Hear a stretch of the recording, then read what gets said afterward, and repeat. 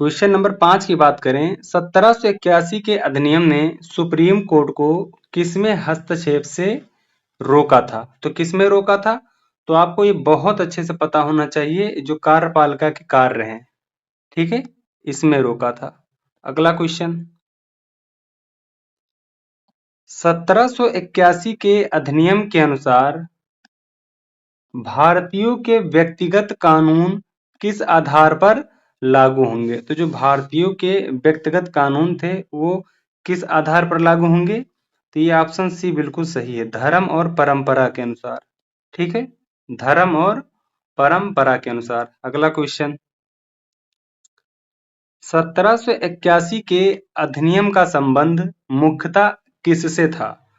तो ये किससे था? तो आपको पता होना चाहिए, ऑप्शन सी न्यायिक सुधार से था इसका मतलब। ठीक है, जो 1781 का अधिनियम है इसका मुख्यतः संबंध किससे था? तो न्यायिक सुधार से था। ठीक है, किससे था? न्यायिक सुधार से था।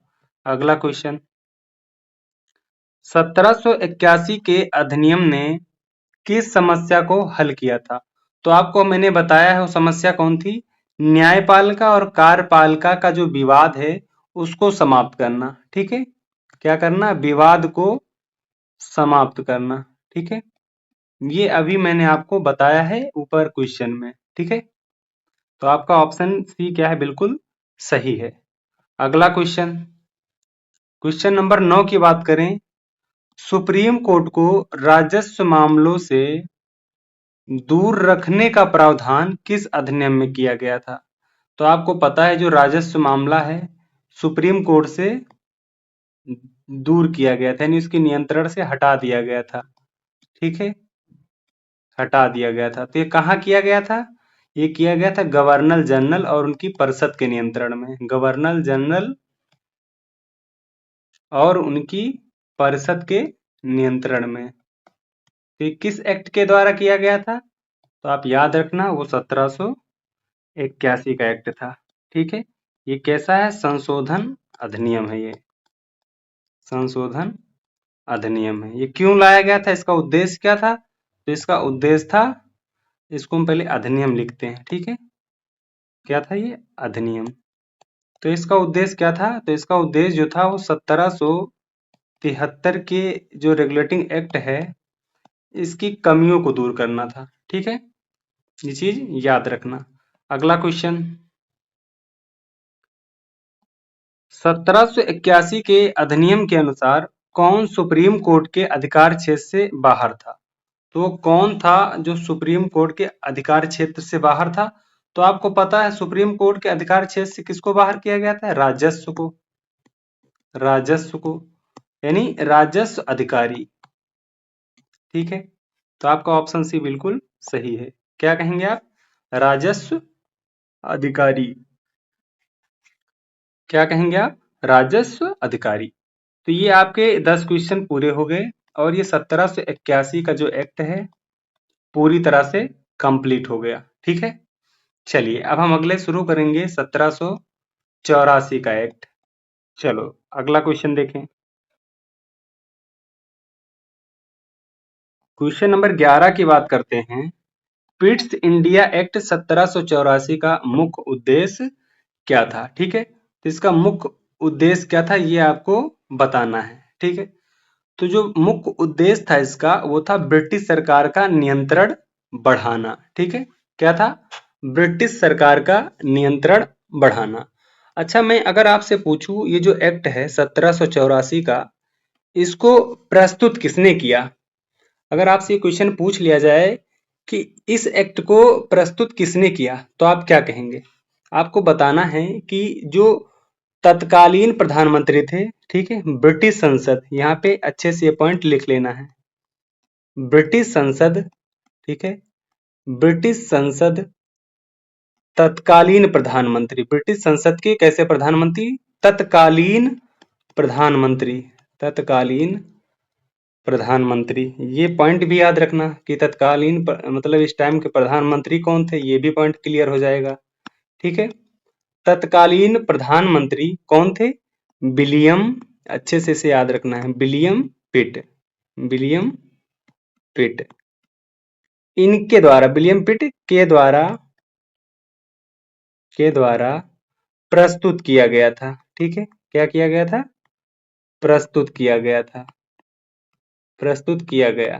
ठीक है, ये लाइन हमेशा याद रखना, काफी इंपॉर्टेंट लाइन भी है और अच्छे से याद रखना। ठीक है, किसके द्वारा? तो आप कहेंगे पिट्स विलियम बिट्स के द्वारा। ठीक है, इस लाइन को याद रखना अच्छे से, किसके द्वारा? पिट्स विलियम बिट्स के द्वारा।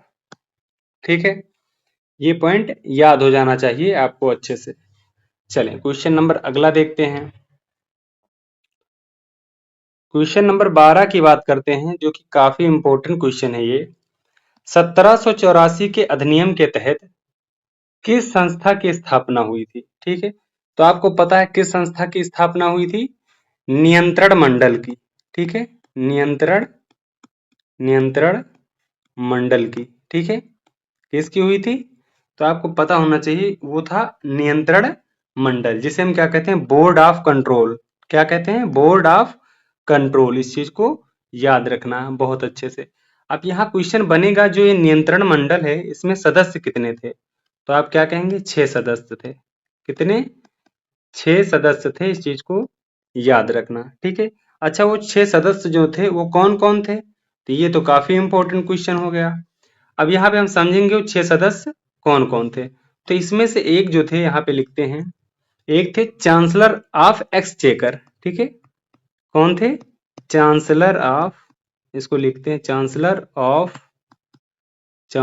Of exchequer. ठीक है, एक्सचेकर, ये एक सदस्य ये हो गए। ठीक है, और एक सदस्य यहाँ पे और आते हैं, ये कौन है? तो ये राज्य सचिव थे।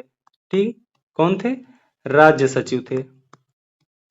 इस चीज को याद रखना, राज्य सचिव थे। और जो बाकी 4 सदस्य थे, 4 सदस्य, ये कौन थे? ये प्रीवी काउंसिल के थे। क्या कहेंगे आप? ये 4 सदस्य प्रीवी काउंसिल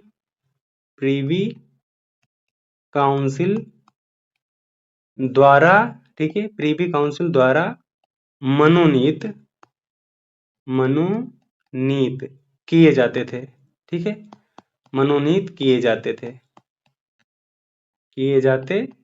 ये लाइन याद होना चाहिए आपको।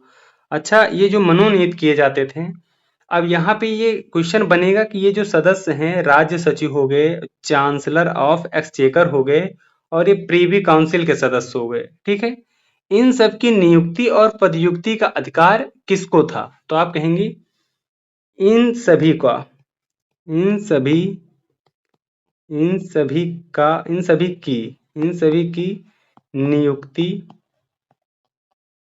नियुक्ति एवं पदयुक्ति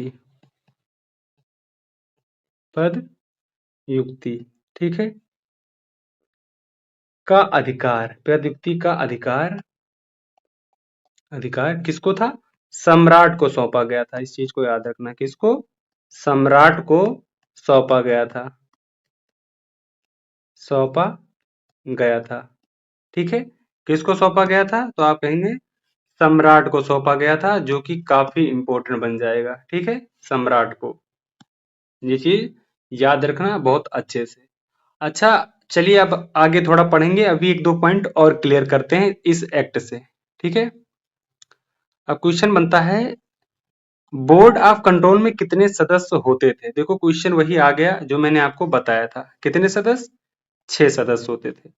अच्छा, अब यहाँ पे स्पेस है तो यहाँ पे एक दो पॉइंट कवर कर लेते हैं।